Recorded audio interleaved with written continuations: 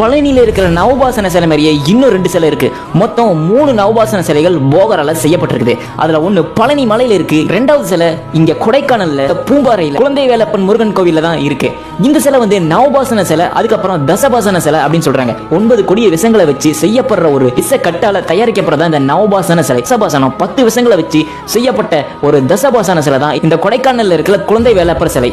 இந்த கோவில் 12ஆம் நூற்றாண்டுல சேரர்களால கட்ட ஆரம்பிக்கப்படுது. இந்த கோவில் பழனி முருகன்ல இருக்கிற நவபாசன சிலையை செஞ்ச பிறகு போகர் சீனாவுக்கு கிளம்பி போயிறாரு. அவர் திரும்பி வந்த உடனே செய்யப்பட்ட சிலை தான் இந்த தசபாசன சிலை. இந்த சிலை நவபாசனமா இல்ல தசபாசனமா அப்படின்னு சொல்லிட்டு இருக்கிற ஒரு விவாதம் இன்னும் நிறைய இடத்துல இருக்கு. இது நவபாசன சிலையா இல்ல தசபாசன சிலையா கீழே கமெண்ட் பண்ணுங்க. இந்த கோயிலோட புராண வரலாறுன்னு ஒண்ணு இருக்கு. அருணகிரிநாதர் இந்த கோயிலுக்கு வந்து வணங்கிட்டு அந்த கோயில் மண்டபத்துல படுத்திருக்காரு. அப்போ ஒரு ராட்சசி அருணகிரிநாதரை கொல்றதுக்காக வராங்க.